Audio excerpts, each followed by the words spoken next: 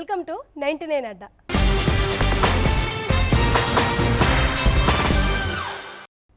ఆయన పాడితే ప్రకృతి సైతం పరవశించి వానవుతుంది. ఆయన పాడితే శ్రమైక జీవన సౌందర్యం పల్లవై పరవశిస్తుంది. ప్రజా చైతన్యమైన ఉద్యమమైన ఆయన పాట వాడవాడలా పరుగు పెట్టాల్సిందే. ఉవ్వెత్తున ఎగిసే కిరటమై జన హృదయాలను తాకాల్సిందే. ఆయన పాటకు అక్షరాల్ని కూర్చే కవిగా, అదే పాటకు పరుగుల్ని నేర్పే గాయక స్వరకర్తగా ప్రజల చేత జేజేలు పలికించుకుంటున్న జయరాజన్న ఈరోజు మన 99 అడ్డాలో ఆయన అనుభవాల్ని ముచ్చరించడానికి సిద్ధంగా ఉన్నారు. ఇంకెందుకు ఆలస్యం, రండి.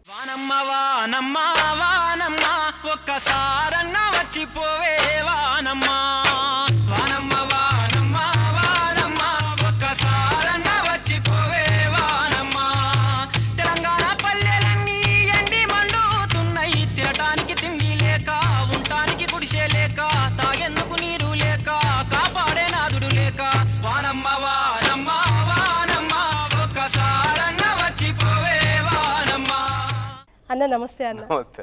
ఎలా ఉన్నారన్న? బాగున్నాను. బొగ్గు గనిలో పూసిన పాటల పువ్వు మీరు. మీ నేపథ్యం గురించి ఒక్కసారి మాకు, మా ప్రేక్షకులకు. ఏం లేదురా, నేను తెలంగాణలోని ఒక వరంగల్ జిల్లా మహబూబాబాద్ మా ఊరు. మా నాన్నకు 2 కూతుళ్ళు, నేను ఒక్కనే. మా నాన్న చాలా కష్టపడి నన్ను చదివించాడు. మా అమ్మ చాలా కష్టపడి నన్ను ఈ స్థితికి తీసుకొచ్చింది. ఏదైనా అమ్మ అంటే, నానంటే ఆ అటాచ్మెంట్, ఆ ప్రేమ చాలా గొప్పది. అమ్మా నీ పిలుపులో అనురాగమున్నది, అమ్మా నీ ప్రేమలో అమృతము ఉన్నది, జన్మ జన్మకు వీడని బంధమున్నది, జగతిని కాపాడే గొప్ప ధర్మమున్నది, అమ్మా నీ పిలుపులో అనురాగమున్నది, అమ్మా నీ ప్రేమలో అమృతము ఉన్నది, కడుపులో పడినప్పుడు కన్న కలలు ఎన్నో తల్లి, కాన్పులో నువ్వు పడ్డ బాధ రాయగలన తల్లి, పాలు దాగుతుంటే మనసు పరవశించెనంట, కమ్మనైనా అమ్మ పాలే బిడ్డకు బలమంట, నడక నేర్పేటందుకు నువ్వు కుంటిదానవైనవు, మాట నేర్పేటందుకు నువ్వు ఎడ్డిదానవైనవు, అమ్మా నన్ను ఊయలేసి కోయిలమ్మవైనవు, అమ్మా నీ ఒడినే మొదట బడిని చేసుకున్నావు, అమ్మా నీ పిలుపులో అనురాగమున్నది, అమ్మా నీ ప్రేమలో అమృతము ఉన్నది, పాట పాడుతుంటే గుండె దరువులేసినావు, ఆటలాడుతుంటే గెలిపించి ఓడినావు, అమ్మా నువ్వు తిడితే చిరుజల్లు కురిసినట్లు, అమ్మా నువ్వు కొడితే మీద పూలు చల్లినట్టు, దేవతలతో పోల్చి నీకు పూజ చేయలేను, దేవతలతో పోల్చి నీకు పూజ చేయలేను, ఏ దేవత నీలా నాకు జన్మనివ్వలేదు, అమ్మా నా కడుపున నువ్వు తిరిగి పుట్టగలవా, అమ్మా నా కూతురువై ఆడి పాడగలవా, అమ్మా నీ పిలుపులో అనురాగమున్నది, అమ్మా నీ ప్రేమలో అమృతము ఉన్నది. అలా మా అమ్మ చాలా కష్టపడి నన్ను పెంచింది. అమ్మ సెన్నమ్మ నా తల్లి సెన్నమ్మ, నీ దారెంత కన్నీటి దార సెన్నమ్మ, పెట్టంగా బొట్టు ఉండదు నీకు, కట్టంగా బట్టలుండవు, ఆ దోరసారి ఇచ్చినట్టి పాత బట్టలే నువ్వు పండుగల్లో గట్టుకున్న పట్టు సీరెలు, అమ్మ చెన్నమ్మ నా తల్లి సెన్నమ్మ, నీ దారెంత కన్నీటి దార సెన్నమ్మ. అసలు ఎన్ని అమ్మ గురించి ఎన్ని రాస్తాం. అవును, ప్రతి కవి స్పృశించే గుణం ఆ మందులోంటి మానవతావాదిని జయరాజన్న కంపల్సరీ పాటలు పడుతూ పెంచిన పాట ఇది. నిజమన్నా. నాన్నగారు ఏం చేసేవారు? మా నాన్న ఒక దొర దగ్గర జీతం చేసేవాడు. దొరల హయాంలో ఉండే అన్నట్టు. దొర మనకంటే ముందు తరం తెలంగాణలో దొరతనం బాగా ఉండేది. అవును. మా నాన్న జీతగాడిగా ఉండేవాడు. మా నాన్న కూడా చాలా కష్టాలు పడ్డాడు. నాయనా నీ మట్టి కాళ్ళకు దండమే ఓ నాయనా, నాయనా నీ మంచి మనసుకు దండమే ఓ నాయనా. గొరు కొయ్య గొట్టంగా నాగల్లు గట్టంగా సాలు ఇరువాలేసి ప్రాణాలు పెట్టంగా నెత్తురింకి నేల ఎర్రనా ఏనేమో చెమట చుక్కలే ఊట చెరిమేలా ఏనేమో ఆకలి తీరదు అవమానముడగదు పనికి దగ్గ ఫలము ఏనాడు దొరకదు నాయనా నీ కంటిలో కన్నీటి చెరువులున్నాయేమి నాయనా, నాయనా నీ కడుపులో ఆకలి మంటలారవేమి నాయనా, నాయనా నీ మట్టి కాళ్ళకు దండమే ఓ నాయనా. గొర్రెల కొట్టం ఊర్చి బర్ల పెండా తీసి ఎడ్ల గిట్టలు కొట్టి గొడ్ల దారికి తెచ్చి దున్నపోతుకు వరక దున్నటాన్ని నేర్పి పాలు పెరుగు తీసి ఆల మందలగాసి పసులు మనసులు కలిసి వ్యవసాయమును చేసి బురద పొలము నుండి బువ్వ సృష్టించేవు నాయనా. నీ పేరేది ఊరేది ఊరిలో గుడిసేది నాయనా, నాయనా నీ చేరేది చెలకేది చెరువెనక సెంటేది నాయనా.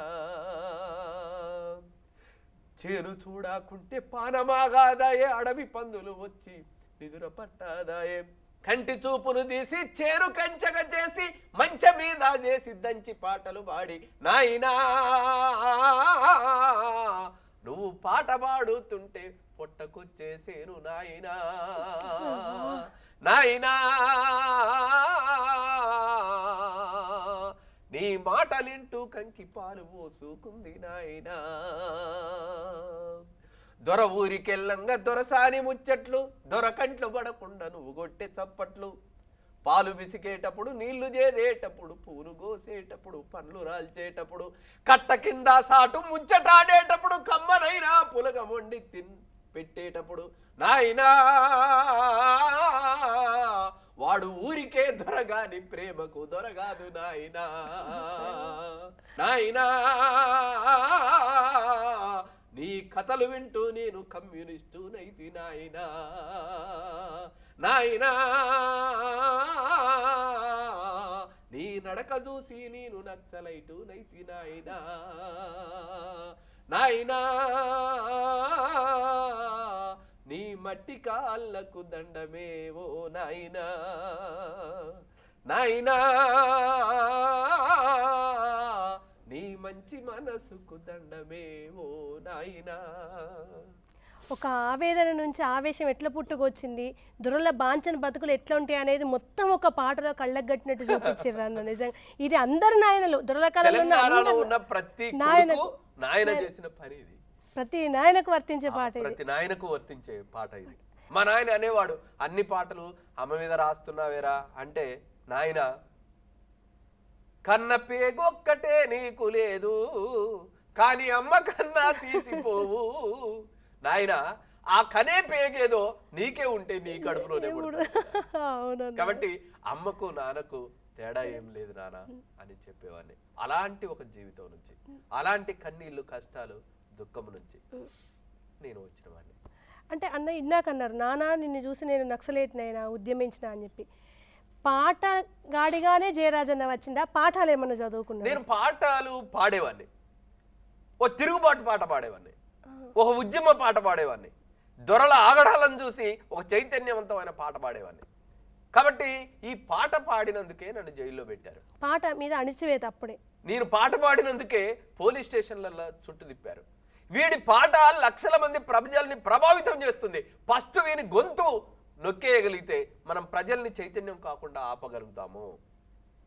ఆ రోజులు మొత్తం కూడా ఎవడు తిరుగుబాటు చేస్తే వాణ్ణి చంపే రోజులు, అలాంటి తిరుగుబాటు తత్వాన్ని మొత్తం అణిచివేసే రోజులు. అలాంటి గొంతుని లేకుంటే ప్రజల్ని చైతన్యవంతం చేస్తున్న ఈ గొంతుల్ని ఆపాలనే ఉద్దేశంతో నన్ను బాగా కొట్టారు. దాదాపుగా డిసెంబర్ 31 సంవత్సరం లాస్ట్ రోజు ఒక 4 ఎస్ఐలు విపరీతంగా తాగి నా గొంతు మీద కాలేసి తొక్కారు. నేను మధురంగా పాడేవాడిని, కానీ నా గొంతు మొత్తం కూడా చెల్లా చెదురు చేసి రక్తం మడుగుని చేశారు. అయినా నేను పాటను ఎప్పుడు కూడా ఆపలేదు. పాటే నన్ను ఇంత లెక్క తీసుకొచ్చింది, పాటే నన్ను ఎత్తుకొని తిరిగింది, పాటే నన్ను ఈ ప్రపంచానికి పరిచయం చేసింది, పాటే నన్ను నా జీవనాడుల్ని మొత్తం కూడా మీడుతుంది. పాట లేకుంటే జయరాజు లేడు, జయరాజు లేకుంటే పాట లేదు.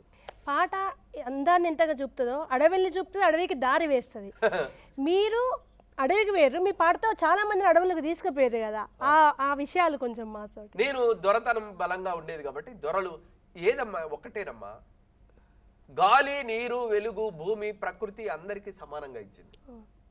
అందరికీ సమానంగా ఇచ్చిన ఈ భూమిని కొంతమంది ఆధిపత్యం చేస్తే అందరికీ అన్నం దొరకదు. అన్నం దొరకని ప్రతివాడు కూడా ఈ భూమి నాకు కావాలి అని అంటాడు.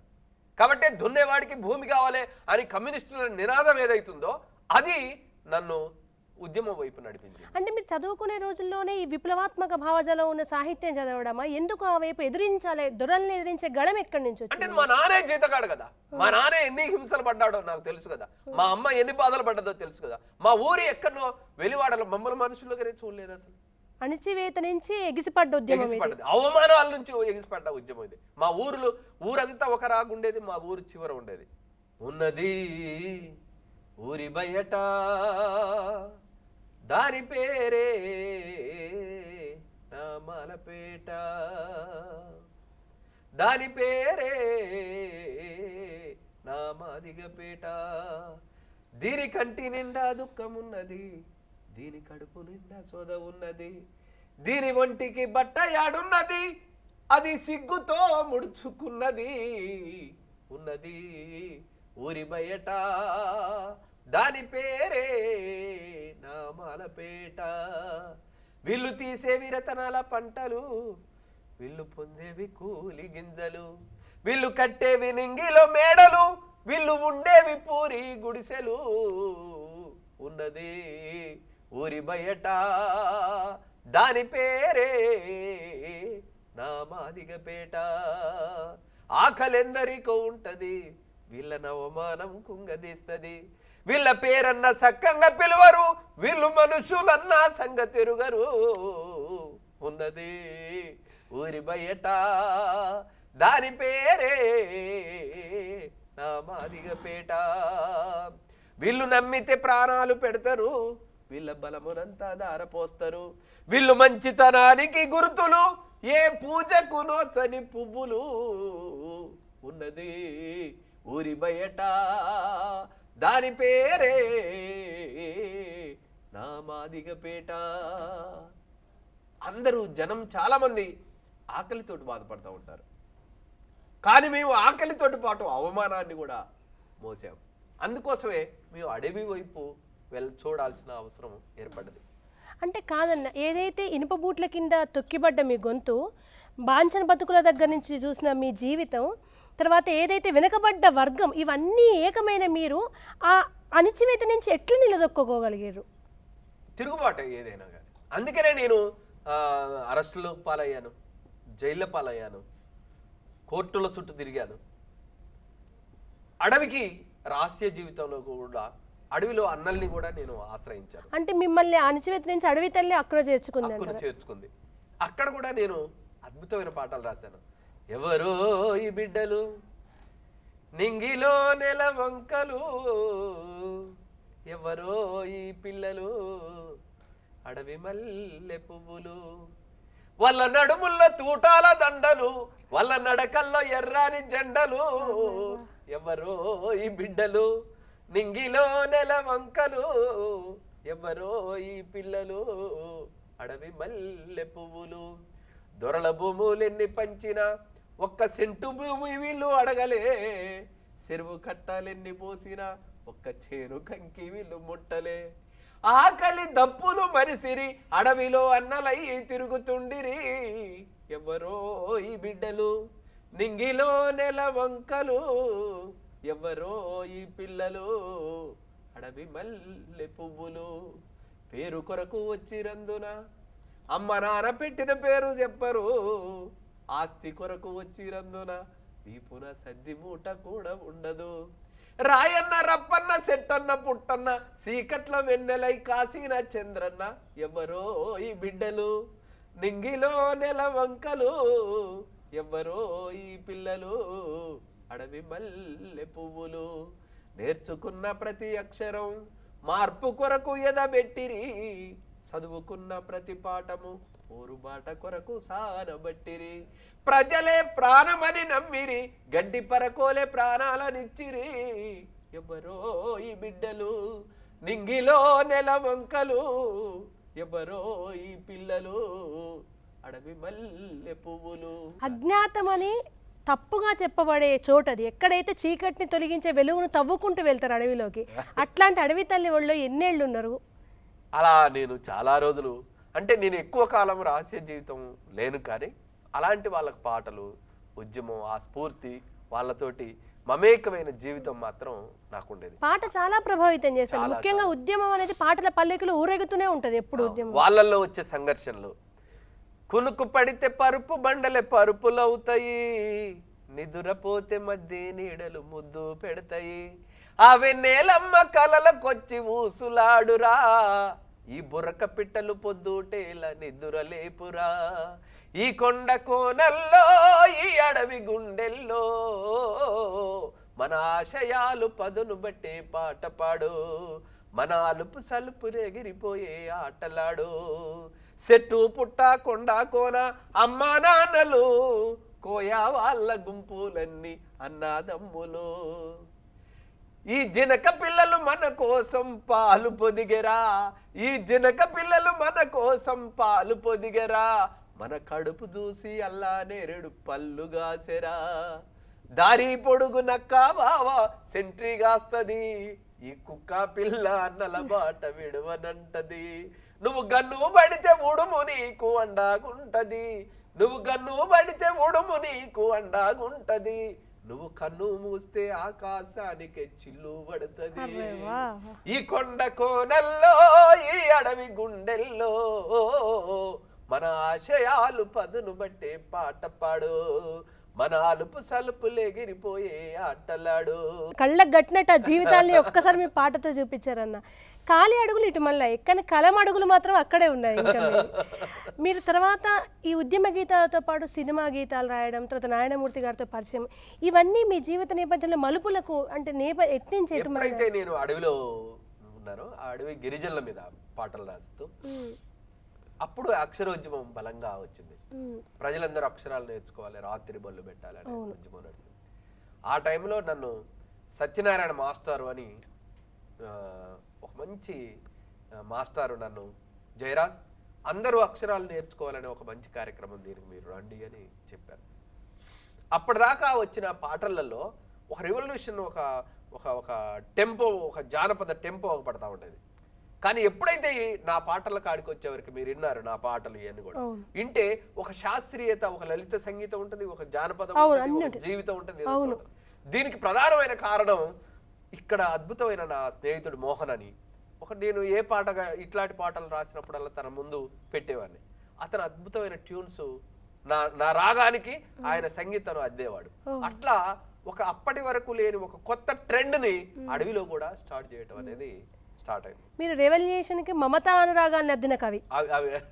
అసలు ఆ కోణం అనేది ఎట్లా స్పృశించింది? నేను అక్షర దీపం ఉద్యమంలో తిరుగుతున్నప్పుడు గిరిజనుల మీద నాకు సినిమా రంగం ప్రవేశం ఎలా జరిగిందంటే, అప్పుడు నేను రాసినప్పుడు అడవి మీద, ఓ కొండల్లో కోయిల పాటలు పాడాలి, పల్లెల్లో అక్షర దీపం వెలగాలి, ప్రతివాడు ఒక తిక్కనాయి నవభారతం రాయాలన్నా, ప్రతి చెల్లె ఒక మొల్ల ఓలేక రామాయణమే చెప్పాలమ్మా, ఓ అలా పాట రాశాను. రాసినప్పుడు ఇది అక్షరోద్యమంలో బాగా ప్రచారం అయింది. అప్పుడు మద్రాసు నుంచి నారాయణమూర్తి గారు నాకు ఫోన్ చేసి నన్ను రమ్మని తన సినిమాలో ఈ పాటను పెట్టుకొని ఈ ప్రపంచానికి మొట్టమొదటిసారిగా నాకు సినిమాలో అవకాశం ఇచ్చాడు. ఆ పాట మంచి హిట్ అయింది. దాంతో ఈ ప్రపంచానికి జయరాజు ఎవడు, జయరాజు సాహిత్యం ఏంటి, జయరాజు ఎలాంటి లిరిక్స్ రాస్తాడు అనేది తెలిసింది. జయరాజ్ అన్న అంటే మామూలుగా ఒక కవి అంటే ఒకటి మాత్రమే పరిమితం అవుతారు. మీరు రాయి, రప్ప, పుట్ట, చేను, చిలక ప్రతి కోణాన్ని స్పృశిస్తూ వెళ్ళారు కదా. ముఖ్యంగా ప్రకృతిని అలుముకున్నారు, కౌగులించుకున్నారు మీరు మీ పాటలతోటి. ప్రకృతి మీద దృష్టి అటు ఎందుకు మళ్ళీరు? తర్వాత జయరాజు దృష్టిలో తత్వం అంటే ఏంటిది అసలు? అంటే ఏదైనా అమ్మా, ప్రకృతిలో మమేకమైన జీవితం చాలా ఉన్నతమైంది. ప్రకృతితోటి కలిసి ఉన్నంత కాలం మనిషి చాలా ఉన్నతంగా బతికాడు. మన అమ్మ నాన్న, మన తాత ముత్తాతలు 100 సంవత్సరాలు బతికారు. మనం ఎందుకు బతకలేకపోతున్నాం? అప్పుడు ఉమ్మడి కుటుంబాలు ఉండేవి, అందరూ ఆత్మీయంగా ఉండేవాళ్ళం. మరి ఇప్పుడు భార్యాభర్తలు ఇద్దరు ఉన్నా కానీ కలిసి ఉండలేకపోతున్నారు ఎందుకు? కదా, అమ్మ నాన్న భారం అవుతున్నా ఎందుకు? పిల్లలు కూడా పెంచలేకపోతున్నాం ఎందుకు? అసలు ఒంటరిగా ఉన్న మనిషి వాడొక్కడు కూడా జీవించలేకపోతున్నాడు ఏంటి? కదా, అంటే ఒక ప్రకృతితోటి జీవితం ఏదైతే ఉందో చాలా గొప్ప జీవితం అది. ఆ మనిషి ఎప్పుడైతే ఆ సంబంధాన్ని వదిలిపెట్టుకున్నాడో అక్కడి నుంచే దెబ్బతినటం అనేది స్టార్ట్ అయింది. అందుకనే ప్రకృతిని చూయించి మనిషిని చైతన్యవంతం చేయాలనే ఒక ఆలోచనకు నేను వచ్చాను. అందులోనే నేను ప్రకృతి మీద అనేకమైన పాటలు రాశాను. రాళ్ళ మీద రాశాను, అన్ని మీద రాయినైతే ఏమిరా నేను, రప్పనైతే ఏమిరా, బండనైతే ఏమిరా నేను, కొండనైతే ఏమిరా, రూపమన్నది లేని వాడికి రూపమిచ్చిన జాతి నాది, 7 కొండల వెంకటేశుని ఎత్తి చూపిన ఖ్యాతి నాది, రామపాదము నెదల మలిసిన రమ్యమైన చరిత నాది, రాయినైతే ఏమిరా నేను, రప్పనైతే ఏమిరా, బండనైతే ఏమిరా నేను, కొండనైతే ఏమిరా, ఏటికెదురుగా నిలిచి జనుల కూటి బాధను బాపినాను, ఇంటికి పునాది రాయై కంటి రెప్పై కాసినాను, నేల కొరిగిన మర వీరుల స్తూపమైనే వెలిగినాను, రాయినైతే ఏమిరా నేను, రప్పనైతే ఏమిరా, అమర శిల్పుల గురుతునైతిని, అమరావతి కొండనైతిని, ఎల్లోరా గుహను నేను, 1000 స్తంభపు గుడిని నేను, ప్రేమమూర్తులు కొలువు తీరిన తాజ్ మహల్ బురుజు నేను, రాయినైతే ఏమిరా నేను, రప్పనైతే ఏమిరా, దేశ రక్షక భటులమైతిమి, వెన్ను చూపని వీరులైతిమి, దేశభక్తిని చాటి బాహుట ఎర్రకోటై ఎగురవేస్తిని, రాయినైతే ఏమిరా నేను, రప్పనైతే ఏమిరా, బండనైతే ఏమిరా నేను, కొండనైతే ఏమిరా. రాయి మీద నీరే ఆహారం, నేలకు నీరే మగానం, పారే జలపాతం, పొడమిపై నీరే బంగారం, అమ్మ కడుపున జీవం అల్లుకుంది ఉమ్మ నీరై, అమ్మ ఒడిలో పాల ధారలా చనుబాలై, కుండలోన మెతుకులను వండుతుంది అమ్మలాగా, వెన్న మీగడ పెరుగు ఎన్నో ఈ అమ్మలోన, నీరే ఆహారం, నేలకు నీరే మగానం, పారే జలపాతం, పొడమిపై నీరే బంగారం, నల్ల మబ్బు నవ్వుతుంటే ఆనంద బాష్పాలు, నేల తల్లి పులకిస్తే పూసే ఎన్నో పుష్పాలు, పంట పొలముల తడిపి పారుతుంది సెలయేరై, పాడి పంటలతోటి పచ్చగుండు మా ఊరై, నీరే ఆహారం, నేలకు నీరే మగానం, పారే జలపాతం, పొడమిపై నీరే బంగారం, చేతిలో చెయ్యేస్తే స్నేహాల తడి చూడు, పెదవిపై తారాడే మాటరాయి నీరు, కష్టాల్లో కన్నీరై ఓదార్చినది చూడు, ప్రాణమెళ్ళిపోతా ఉంటే పొయ్యరా తులసి నీరు, నీరే ఆహారం, నేలకు నీరే మగానం, పారే జలపాతం, పొడమిపై నీరే బంగారం. ఆవేశం గొలిపించే ఉద్యమ గీతాలు, కంటతడి పెట్టించే ప్రకృతి, ఈ రెండింటికి అంటే కమ్యూనిజం అంటే ప్రకృతి అనే సారూప్యతను ఒక దగ్గర చెప్పారు. అది ఒకసారి మా ఆడియన్స్ కోసం మళ్ళీ వివరిస్తారా మాకు? అంటే ప్రకృతి ఒక గొప్ప కమ్యూనిస్ట్.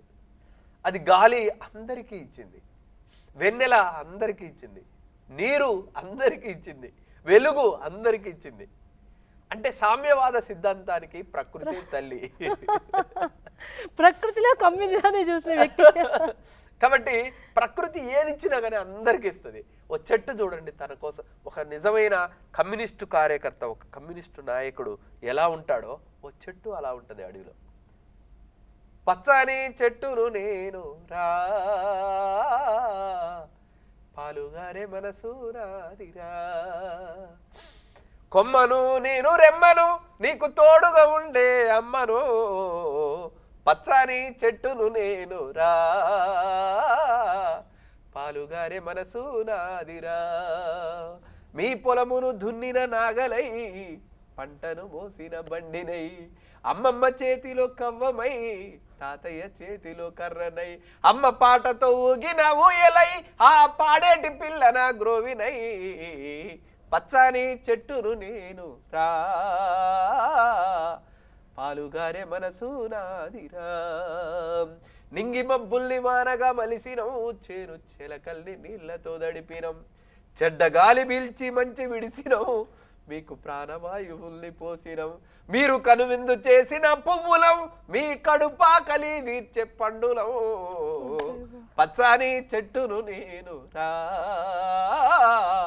పాలుగారే మనసు నాదిరా, అలసిపోతే నీడనిచ్చినం, చల్లగాలితో ఒళ్ళంత తడిపినం, ఎగిరే పక్షుల్ని ముద్దాడి పెంచినం, లేడి పిల్లల్ని ఒళ్ళోన దాసినం, అడవికొచ్చిన మునులను సాధినం, బోధి వృక్షమై బుద్ధుల్ని చేసినం, పచ్చని చెట్టును నేను రా, పాలుగారే మనసు నాదిరా, మీరు కూర్చుంటే కుర్చీ పీటలం, పడుకుంటే పందిరి మంచాలం, మిమ్ము కంటికి రెప్పలా కాసినం, మీ ఇంటికి ముందర గడపలం, మీరు రాసుకున్న తెల్ల కాగితం, మీకు తెలివి పెంచినట్టి పుస్తకం, మీ రోగాల నొప్పుల మందులం, మీ రోగాల నొప్పుల మందులం, మిమ్ము కడసారి కాల్చేటి కట్టెలం, పచ్చని చెట్టును నేను రా, పాలుగారే మనసు నాదిరా. ప్రకృతికి మా కమ్యూనిజానికి లింక్ పెట్టారు. ఈ పాటలు, ఈ చైతన్య గీతాలు చెట్లు వింటే నరకడానికి వస్తే కొమ్మలు కొడవలు అయితే కావచ్చు అన్న. చెట్లు వింటే నిజంగా అవే కొడవలు ఎత్తుతాయి. అందుకనే నేను చెప్పాను కదా, భూమి అందరికీ చెందవలసిన భూమి కొందరికే చెందితే ప్రకృతే విప్లవానికి దారి తీస్తుంది, ప్రకృతే విప్లవానికి పురిగొల్పుతుంది, ప్రకృతే ఆయుధాన్ని చేతిలోకి అందించి ఉద్యమించమని చెప్తుంది. కాబట్టి ప్రకృతిని మించిన కమ్యూనిస్టు గారి, ప్రకృతిని మించిన అందరి తల్లి, ప్రకృతి ఏదైనా కానీ అందరికీ ఇస్తుంది. కొన్ని లక్షల సంవత్సరాల మానవ జాతి పరిణామ క్రమంలో ఏర్పడ్డ శరీరం ఈ అందమైన శరీరం. కాబట్టి మనిషి ప్రకృతితోటి మమేకమైనంత కాలం ఇంకా చాలా బ్యూటీగా, అందంగా ఉంటాడు, ఆత్మీయంగా ఉంటాడు. కాబట్టి ఈ శరీరాన్ని ఎవడైతే సద్వినియోగం చేసుకుంటాడో, ఎవడైతే జ్ఞానవంతం కలిగి ఉంటాడో, ఎవడైతే జ్ఞానానికి తోడు నైతిక విలువలు కలిగి ఉంటాడో, ఈ నైతికతను, ఈ జ్ఞానాన్ని ఎవడైతే సమాజపరం, ప్రజల పరం చేస్తాడో వాడు దేదీవ్యమానంగా ఈ ప్రపంచంలో ఎదిగాడు. బుద్ధుడు అలా వచ్చాడు, జీసస్ అలా వచ్చాడు, మార్క్స్ అలా వచ్చాడు, అంబేద్కర్ అలా వచ్చాడు. ప్రకృతిలో నుంచి ప్రకృతిని ఎవరు కూడా వీళ్ళు వదిలిపెట్టలేదు. ఈ విశ్వ ప్రేమకుడి ప్రేయస్ ఎవరు జీవితంలో? తోడైన ఎన్ని పాటలు. పొద్దు పొద్దున లేసినావు మంగమా, నువ్వు పొయ్యి రాజబెట్టినావు మంగమా, నువ్వు పొయ్యి రాజబెట్టినావు మంగమా, బువ్వ వండి కూర వండి పొద్దుటేల సద్ది గట్టి, మల్లెలోలే బట్టాలుతికి పొల్లగాళ్ళ ఒళ్ళు గడిగి, చాకీరంతా చేసి చేసి మంగమా, నీ చేతి గీతలరుగునమ్మా మంగమా. అలాంటి జీవితం. నేను అడవిలో ఉంటే అడవికి వస్తుంది, నేను జైల్లో ఉంటే సద్దిపూట పట్టుకొని వస్తుంది, నేను అరెస్ట్ అయితే ఇంటికాడ కుమిలి కుమిలి ఏడుస్తూ ఉంటుంది. తన అమ్మను వదిలిపెట్టుకొని, అయ్యను వదిలిపెట్టుకొని, తన కుటుంబాన్ని వదిలిపెట్టుకొని, ఈ కవే తన జీవిత భాగస్వామి అనుకొని ఆ రోజు నుంచి ఈ రోజు వరకు నా ఎంట నడుస్తున్న చిట్కనేలు పట్టుకొని, నా ఆలోచనలకు, నా భావోద్వేగాలకు మొత్తం కూడా తను ఒక బ్యాలెన్స్ చేస్తూ నా కుటుంబాన్ని పోషిస్తున్న ఆ మహాతల్లి మంగమ్మ అంటే నేను పాడి చేస్తాను. పాట కూడా చాలా పాటలు రాశారు, పాడి చేస్తారు, పాటిస్తారు. తోడై నీవు ఉండాలమ్మా నూరేళ్ళు, నీ కంట్లో పాపై ఉంటానమ్మా వెయ్యేళ్ళు, అమ్మైనా నానైనా నీ చేతులు పెట్టే వరకే, కొడుకైనా బిడ్డలైనా పెళ్ళిడు వచ్చే వరకే, ఆ గుడిలో నా దేవుడు నాకెందుకయ్యా, నా గుండెలో నా కొలువుంది నీవయ్యా. మన గువ్వల జంటను చూసి వెన్నెలమ్మ కొంగిడవాలి, మన ఇంటి ముగ్గులు చూసి పొద్దు వచ్చి ముద్దాడాలి. ఆ నింగి నేలకేం తెలుసులేవమ్మా, ఆ నింగి నేలకేం తెలుసులేవమ్మా, అవి ఏనాడు కలిసి ఉండలేదమ్మా. కల్మషం అంటేనే పల్లె ప్రేమ ఇది. మీరు సింగరేణి కార్మికుడిగా కూడా చేశారు కదన్నా. మీ వివాహానికి ముందా పెళ్లి తర్వాత? మీరు నాకు వివాహం పెళ్ళయింది, పెళ్ళైన తర్వాత ఇట్లనే ఆటలు ఆడుతూ పాటలు పాడుతూ తిరుగుతున్నాను. ఒకరోజు రాత్రి 12 గంటలకు పెద్ద మీటింగ్ లో పాల్గొని ఆ రోజు ఊరు బయట ఉన్న డ్రాంబర్ రోడ్డు మీద పడుకొని ఉన్నారు. మా మిస్సెస్ ఈయన ఎక్కడ దొరుకుతాడు అని పట్టుకొని ఒక ఉత్తరం ముక్క పట్టుకొని వచ్చింది, నీకు ఉద్యోగం వచ్చింది. అప్పుడు నేను సింగరేణిలో ఉద్యోగస్తుడిగా జాయిన్ అయ్యాను. అక్కడికి పోయిన తర్వాత కూడా అదే సింగరేణి కార్మికులు, సింగరేణి ఉద్యమం, గనిలో వనిలో కార్ఖానాల్లో హిలాతలంలో హేమం పిండిన కార్మిక వీరుల కర్మజలానికి ఖరీదు కట్టే శరాబులయుడు అన్నాడు కదా మహాకవి. అలాంటి జీవితంలోకి వచ్చాను. శ్రమజీవుల చెమట చుక్కలు మళ్ళీ సిరా చుక్కలు చేసారు మీరు అక్కడ, మళ్ళీ ఇచ్చారు. అమ్మమ్మ సింగరేణి, అమ్మ సింగరేణి, సల్లంగా చూడవే తల్లి సింగరేణి, అమ్మ సింగరేణి, మా తల్లి సింగరేణి, అవ్వ సింగరేణి, మా బువ్వ సింగరేణి. ఈ దేశంలో నూతన పారిశ్రామిక విధానాలు వచ్చిన తర్వాత మన భూమి మనకు కాకుండా పోయింది, మన నీళ్లు మనకు కాకుండా పోయినాయి, మన చెరువులు మనకు కాకుండా పోయింది, చివరికి మన జీవితాలే లేకుండా పోయినాయి. అందుకనే దేశమును ప్రేమించమంటే ఓరన్న దేశ సంపద మెక్కుతుండే, మంచి అన్నది పెంచమంటే దేశాన మంది కొంపలు ముంచుతుండే. ఎవడురా నా దేశ మాన ప్రాణాలను కుదువబెట్టిన వాడు ఎవరు, ఎవడురా నా తల్లి భారతమ్మను నేడు సంతలో అమ్మేది ఎవడు. పాడి పంటలు గల్ల బంగారు దేశాన పస్తులుండే బతుకులేలా, పంటలన్నీ బయట దేశాల కర్పించి పెండ తెచ్చుకునుడే మేలా. చదువులు పోయెను శాస్త్రాలు చినిగెను, సరిగా మా పదనిస కలలెన్నో ఉడిగెను, బ్రేకు డ్యాన్సులు వచ్చెరా దేశాన బ్రెయిను తగ్గిపోయేరా. ఇలాంటి బయట దేశాల నుంచి మన మన సర్వ సంపదలు దోచుకొని వెళ్ళటానికి వచ్చిన వాళ్లకు వ్యతిరేకంగా కూడా అనేక పాటలు తీసుకొని రావటం అనేది. అన్న మనం ఇందాక అనుకున్నట్టు పాట సమాజానికి ఇచ్చే సందేశం ఏంది, పాట ఇటుపక్షం ఉండాలి. దానికన్నా ముందు ప్రతి వ్యక్తికి ఒక స్ఫూర్తిదాయకమైన మనిషి ఉంటారు. ఇప్పుడు మీరు అన్నట్టు అమ్మ నాన్న పల్లె మిమ్మల్ని పాట వైపు నడిపించినా కూడా మిమ్మల్ని అత్యంత ప్రభావితం చేసిన మనుషులు ఎవరైనా? నన్ను బాగా ఉద్యమంలోకి వచ్చేటప్పుడు కమ్యూనిస్టు ఉద్యమ ప్రభావం నా మీద బాగా ఉంది, నక్సలైట్ ఉద్యమ ప్రభావం నా మీద బాగా ఉంది. ప్రజలు నన్ను బాగా వాళ్ళ కన్నీళ్ళు కష్టాలు బాధ, నేను ప్రతి దుఃఖాన్ని కూడా నేను పాటగా మలుచుకున్నాను. అట్లా చాలా ఎక్కడికి వెళ్ళినా, నేను జైల్లో ఉంటే జైల్లో మీద పాట రాశాను, బయటకు వస్తే బయట ఎక్కువ అంటే ఆకాశం వైపు చూడకుండా ఒక కన్నీళ్ళు కష్టాలు పేదలు బాధలు స్థితి వీటి మీద ఈ సమాజాన్ని మార్చడం కోసం ఈ కలం ఎంత వీళ్ళ ఆకలి బాధలు పోవటానికి ఎంత ఉపయోగపడితే అంత రాశాను. అలా చాలా సెంటిమెంట్ విషయాలు చాలా చాలా ఎవరూ పట్టించుకొని వ్యవస్థ కొంతమంది ఉంటుంది, వాళ్ళకి సంఘాలు ఉండవు, వాళ్ళకేం తెలియదు. అలాంటి వాళ్ళ జీవితాలలో కూడా నేను ప్రవేశించాను. ఇల్లు తిరిగేటి పాని పిల్లలం, ఇల్లు వాకిల్లు లేని కూలి పిల్లలం అయ్యా, పల్లెంలో గంటెలం పాసిపోయిన బువ్వలం, పనెంత తీరినాక మూల నుండే చీపురులం, ఇల్లు తిరిగేటి పాని పిల్లలం, ఇల్లు వాకిల్లు లేని కూలి పిల్లలం అయ్యా, చీకట్లో వెలుగుతున్న దీపమవుతామో, పొద్దున్నే వాకిట్లో ముగ్గులవుతామో, ఎర్రెర్ర బుగ్గలకు నిగ్గులవుతామో, ఏడిస్తే పిల్లగల్ల తల్లులవుతామో, మా ఇంటి దోరసాని చాలా మంచిది, నోరు తెరిసిందంటే మున్సిపాలిటీ, తెల్లాని పాత బట్ట దానం ఇవ్వదు, నల్లాని కాకికైన చెయ్యి దులుపదు, ఇల్లు తిరిగేటి పారి పిల్లలం, ఇల్లు వాకిల్లు లేని కూలి పిల్లలం అయ్యా. అలా ఎక్కడ కన్నీళ్ళు ఉంటాయో. పెళ్లి కాని తల్లినిరా, రాలిపడ్డ మల్లెనురా, నువ్వే నాకు ప్రాణమురా, నువ్వే నాకు జీవమురా. వెన్నెలాని మోసపోయాను, ఎండమా ఊళ్ళల్లో చేరాను, అండలేని దారినయ్యాను, గుండెరాయి చేసుకున్నాను. కన్న తండ్రి నువ్వేరా సిన్నా, అమ్మ కలలు పండాలి కన్నా. పెళ్లి కాని తల్లినిరా, రాలిపడ్డ మల్లెనురా, నువ్వే నాకు ప్రాణమురా, నువ్వే నాకు జీవమురా.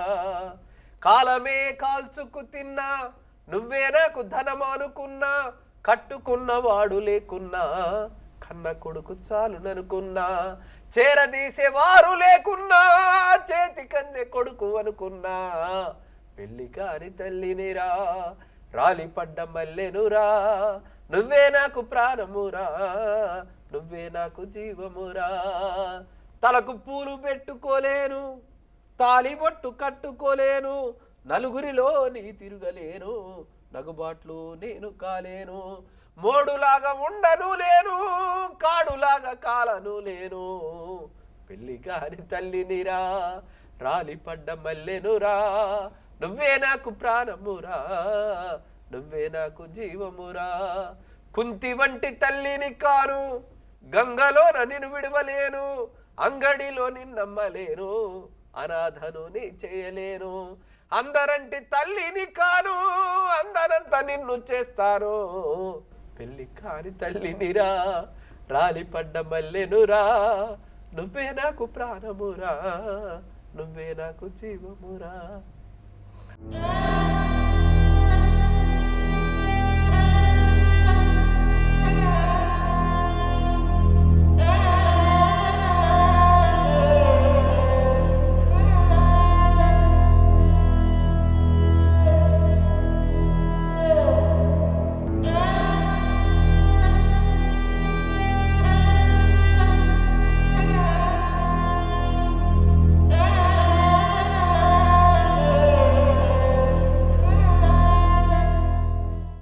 దేన్నైతే ఎక్కువ ప్రేమిస్తావో అక్కడి నుంచే దుఃఖం స్టార్ట్ అవుతుంది. కాబట్టి రెండు విషయాలు చాలా జాగ్రత్తగా ఉండాలి. ఒకటి అహంకారం, ఒకటి మమకారం. మమకారం నా పిల్లలు, నా భార్య, నా కుటుంబం అని ఎప్పుడైతే ఉంటామో అక్కడ మనం దెబ్బతింటాం. ఎప్పుడైతే అహంభావం మనలో వస్తుందో, నేను ఎమ్మెల్యేను, నేను ఎంపీని, నేను డబ్బున్నవాడిని, నేను కోటీశ్వరుని, నేను బాగా చదువుకున్నాను, నేను తెలివి కలను అంటావా, అప్పుడు దెబ్బతింటా ఉంటాం. కాబట్టి ఈ రెండింటికి బ్యాలెన్స్గా ఉండే పద్ధతి ఏదైతే ఉందో నన్ను ఇంతటోనే చేసింది. తేడా తెలుసుకున్నారు, ఏంటిది నిజం, ఏంటిది నిజంగా కనబడే మాయ అనేది. అలాగే అన్న మీరు పాట నుంచి బయటకు వచ్చిన తర్వాత రాసుకున్న ఒక పాట ఉంది, అది ఒకటి మా కోసం, ముఖ్యంగా జయరాజ్ అన్న అనగానే మాకు గుర్తొచ్చేది వానమ్మ వానమ్మ పాట.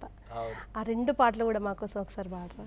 వానమ్మ వానమ్మ వానమ్మ, ఒక్కసారన్న వచ్చిపోవా వానమ్మ.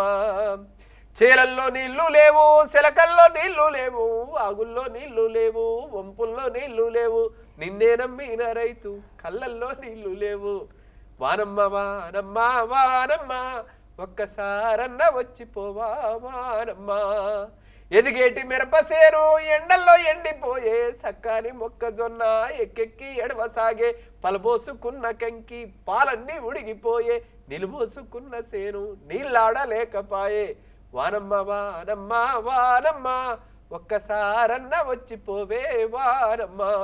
నీళ్ళల్లో సిలకల్లో నీళ్లు లేవు అనేది అందరూ చెప్తారు, కానీ నిన్ను నమ్మిన రైతు కళ్ళల్లో నీళ్లు లేవు అనేది అది ఎవరు ఎక్స్పెక్ట్ చేయని మాట పడ్డదన్న అక్కడ. అది అంటే ఇప్పటికి కూడా ప్రకృతి మొన్నటిదాకా కూడా వర్షాలు పడకుంటే ఫస్ట్ గుర్తొచ్చేది ఇదే పాట, వానమ్మ వానమ్మ వానమ్మ, ఒక్కసారన్న వచ్చిపో వానమ్మ అనేది మీకు బ్రాండ్ అది. వానమ్మ వానమ్మ వానమ్మ, ఒక్కసారన్న వచ్చిపోవే వానమ్మ. వానమ్మ వానమ్మ వానమ్మ, ఒక్కసారన్న వచ్చిపోవే వానమ్మ. తెలంగాణ పల్లెలన్నీ ఎండి మండుతున్నాయి, తినటానికి తిండి లేక, ఉండటానికి గుడిసె లేక, తాగేందుకు నీరు లేక, కాపాడే నాదుడు లేక. వానమ్మ వానమ్మ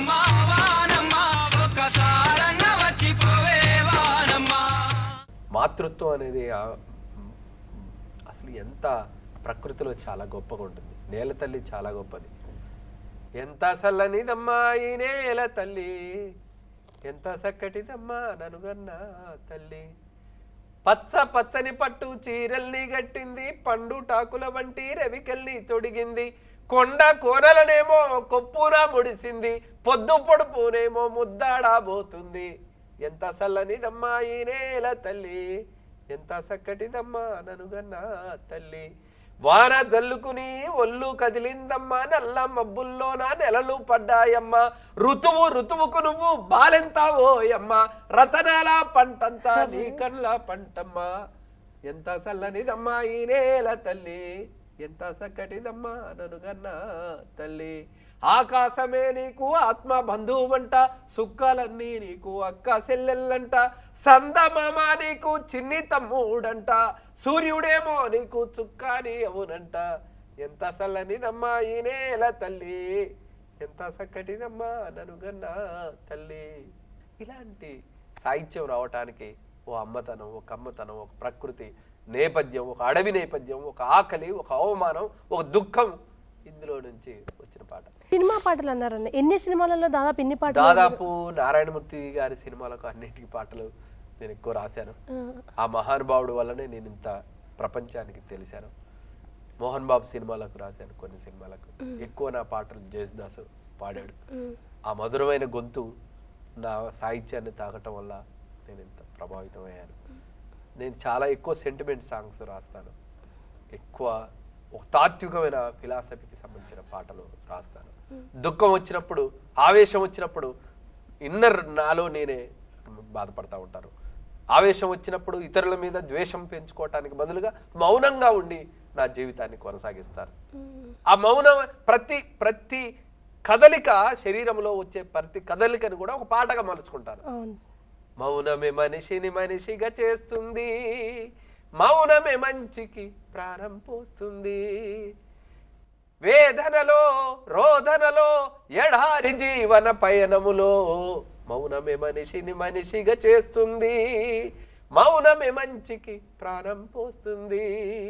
ఇద్దరి మనసులు ఒకటైనంక మౌనమే గదరా భాష, ఇద్దరి స్నేహం విడిపోతుంటే మౌనమే గదరా ఘోష.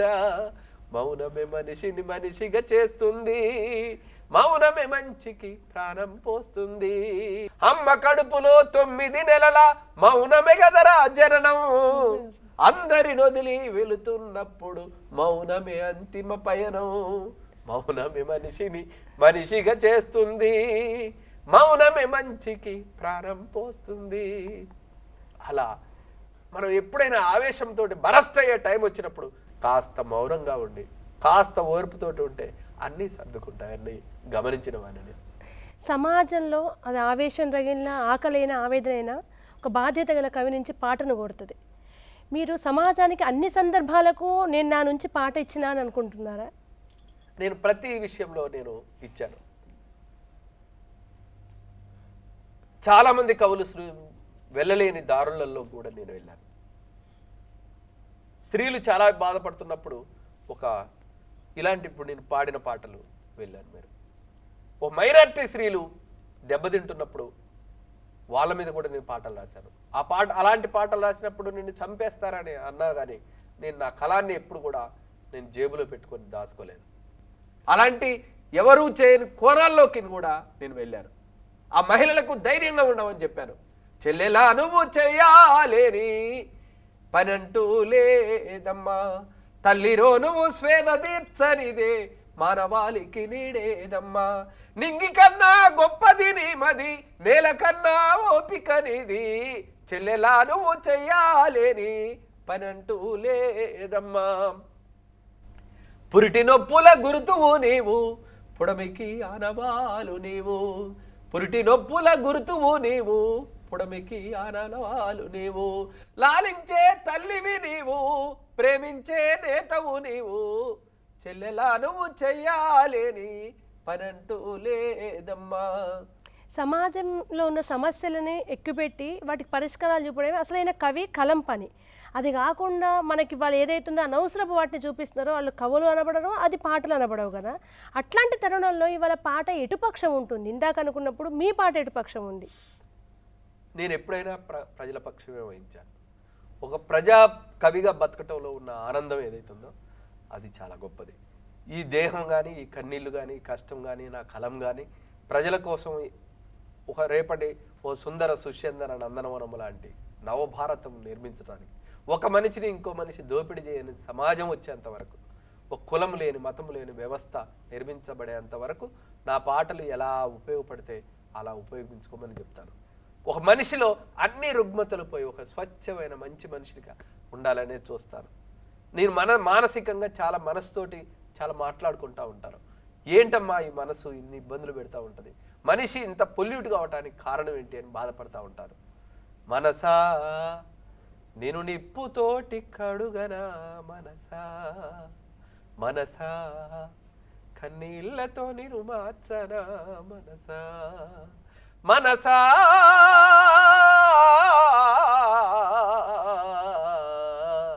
నీ మర్మమేందో ఎరుగనైతే మనసా, సందమామనందుకునే శక్తి నీకున్నా, సముద్రాన్ని ఈదగలిగే బలము నీకున్నా, ఎదుటివాడు ఎదుగుతుంటే చూడవెందుకో, ఎదుటివాడు ఎదుగుతుంటే చూడవెందుకో, వెనుక నుండి పొడిసే పాడు గుణము ఎందుకో, మనసా నేను నిప్పుతోటి కడుగనా, మనసా సృష్టికి ప్రతి సృష్టి నీవు చేయగలిగినా, మనిషిలోని అణువణువును మార్చగలిగినా, మనసులున్న మాయ పొరలు తుంచవెందుకో, మనసులున్న మాయ పొరలు తుంచవెందుకో, మనిషిలాగా ఒక్క దినం బతుకవెందుకో, మనసా నేను నిప్పుతోటి కడుగనా, మనసా.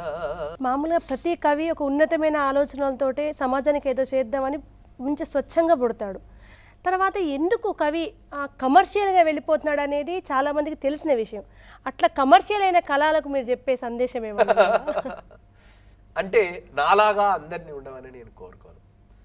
ఏదైనా ఎవడి శ్రమ ఫలితం ఏదైతే ఉంటుందో వాడికి దక్కాలని మార్క్స్ చెప్పాడు. తత్వవేత్తలు అందరూ అదే చెప్పారు. కానీ డబ్బే పరమావధి. మానవత్వం మరిసి మనిషి మంట గలిసినాడురా, స్వార్థపరుడై డబ్బుకు తను బానిసైపోయాడురా, ఎవరు అమ్మా ఎవరు నాన్న ఎక్కడున్నది బంధము, ఎప్పుడెళ్ళిపోతారోనని ఎదురు చూసే కాలము, వేల ఎకరములున్నా చస్తే 6 అడుగుల నేలరా, ఎంత దోచుకు తిందమన్నా అరిగి సావదు ఏమిరా, మానవత్వం మరిసి మనిషి మంట గలిసినాడురా, స్వార్థపరుడై డబ్బుకు తను బానిసైపోయాడురా. నా జ్ఞానాన్ని నా తాత్వికతను డబ్బులో పెట్టడానికి నాకు ఇష్టమే లేదు. నేను బతకటానికి ఇప్పుడు మెడ అవసరమే, మెడ మీద నగ ఎంత ఉండాలో అంత ఉండాలి, కానీ మెడ పోయలేనంత భారం అవసరం లేదు కదా. నా జ్ఞానానికి నా నైతికతకు నాకు కావలసిన నా తిండి బట్ట అందుకనే అంటాడు మహాత్మా గాంధీ ఒక మాట అంటాడు, ఈ ప్రకృతి నీ అవసరాలను తీరుస్తుంది కానీ నీ ఆశలను తీర్చదు. కాబట్టి మనిషి అవసరానికి ఏవేవి కావాలనో అలాంటి జీవితం నాకు అవసరం, అలాంటి కోరుకుంటున్నాను. అంతేగాని ఈ ప్రపంచంలో అన్నీ నాకే కావాలి, ఒక స్వార్థపూరితమైన ఆలోచనలు కవికి ఉండకూడదు. కాబట్టి నేను అంతిమంగా చెప్పేది ఏంటంటే, ప్రకృతితోటి మమేకమైన జీవితం చాలా గొప్పది. ఈ జీవితం మళ్ళీ మళ్ళీ రాదు, మళ్ళీ ఇంకో జన్మ అనేది లేదు. ఉన్న జీవితాన్నే మీరు కానీ నేను కానీ మనందరం సద్వినియోగం చేసుకోవాలి. పుడమి పైన పుట్టడమే జన్మతః భాగ్యం, పుడమి పైన పుట్టడమే జన్మతః భాగ్యం, పూసిన ప్రతి పుష్పం ఫలించుట సౌభాగ్యం, జీవితం ఒక ఆటరా ఆడుకో, జీవితం ఒక పాటరా పాడుకో, అమ్మ నాన్న బామ్మగారు బతికిరి 100 ఏళ్ళు, బతుకు విలువ తెలియక చాలించకు మూన్నాళ్ళు జీవితం ఒక సాహసం సాగిపో జీవితం ఒక సుందరం అందుకో నిన్ను నువ్వు ప్రేమించుట నేర్చుకో నీవలె నీ తోటి వారినెంచుకో ప్రకృతిచ్చే పండ్లు ఫలాలందుకో ప్రతిభతోటి ప్రగతి వైపు సాగిపో జీవితం ఒక వెలుగురా వెలిగిపో జీవితం ఒక ప్రేమరా పంచిపో గాలి నీరు వెలుగు భూమి కలుషితమైపోయే ఆత్మీయమైన బంధం అంట కలిసిపోయే మంచితనం విడిచి అడుగేయకు మంచితనం విడిచి అడుగేయకు మనిషితనం మరిచి జీవించకు ఆరోగ్యమే మహాభాగ్యమై సాగరా అనంత విశ్వమే నీదిరా అన్న మేము పిలవగానే మా 99 అడ్డాకు వచ్చి ఇంత మంచి అనుభవాల్ని మాతో చెప్పి సందేశాన్ని ఇచ్చినందుకు మరీ మరీ ధన్యవాదాలు. ఓ మంచి అవకాశం నాకు 99 టీవీ ఇచ్చినందుకు మీ అందరికీ పేరు పేరున వందనాలు తెలియజేస్తాను. Thank you. విన్నారు కదండి, ఒక ఆకలి, ఒక అణిచివేత, ఒక అవమానం నుంచి పుట్టిన ఆవేశం, ఎదురుబాటు, తిరుగుబాటు అడవి వైపు నడిపించింది. అమ్మని చెప్పింది, అడవిని చెప్పింది, ఉద్యమాన్ని చెప్పింది, సమాజాన్ని చెప్పింది, ప్రకృతిని చూపించింది, తత్వాన్ని చూపించింది. వీటన్నింటినీ కలగలిపి తన గొంతులో ఇమిడ్చుకొని పాటై బతుకుతున్న జయరాజన్న జీవితాన్ని ఇక్కడ ఆవిష్కరింపేలా చేసింది. ఇలాంటి మరో మంచి గెస్ట్ తోటి రేపు మీ ముందటికి వస్తుంది మీ కృష్ణవేణి 99 అడ్డాలో.